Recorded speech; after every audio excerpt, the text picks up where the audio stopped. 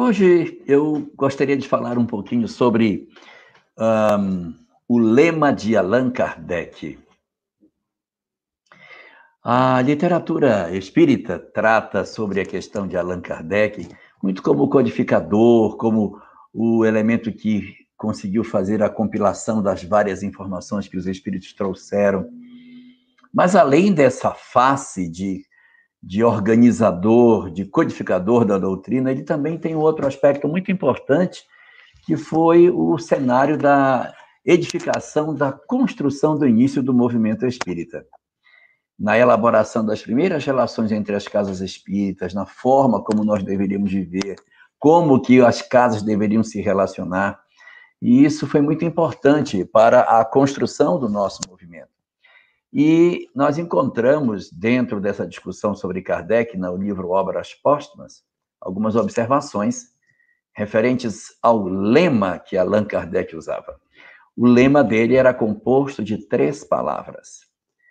A primeira dessas palavras era trabalho, convocando todos nós para um trabalho efetivo de envolvimento com a causa que nós somos portadores dessa mensagem. Então, que nós nos comprometêssemos no trabalho.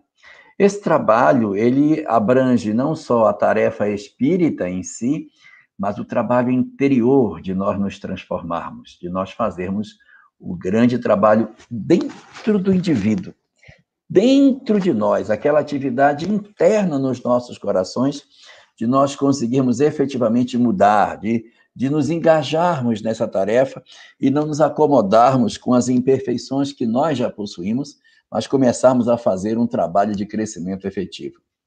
Essa era a primeira palavra do lema.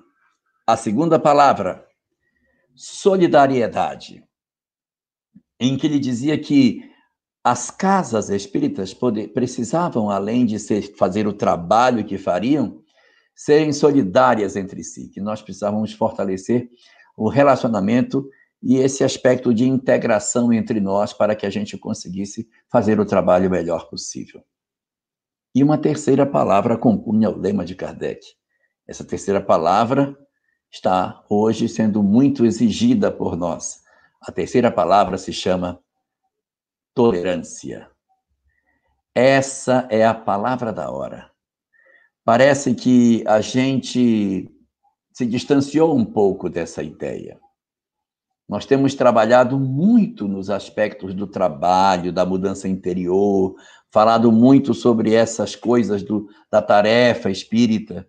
Nós temos comentado sobre a importância da integração do movimento espírita, mas há uma palavra que os espíritas estão precisando resgatar da memória, que é a questão da tolerância. A tolerância no sentido de você saber conviver com os desiguais.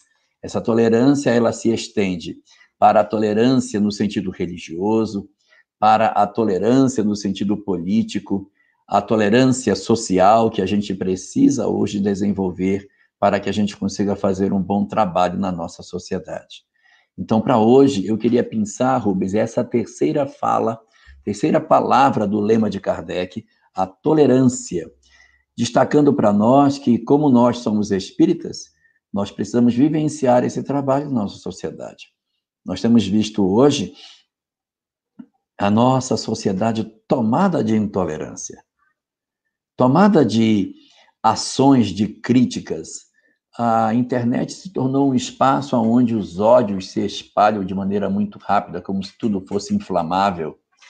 E aí, quando alguém faz um movimento sequer, nossa, uma quantidade muito grande de pessoas partem para atacar, para criticar, sem antes terem noção exata do que está acontecendo. Isso é muito ruim. Então, nós que somos espíritas, nós temos o dever de sermos os disseminadores da paz, de sermos os disseminadores do amor. Não cabe aos espíritas incendiar ainda mais uma sociedade frágil, cheia de tantos conflitos.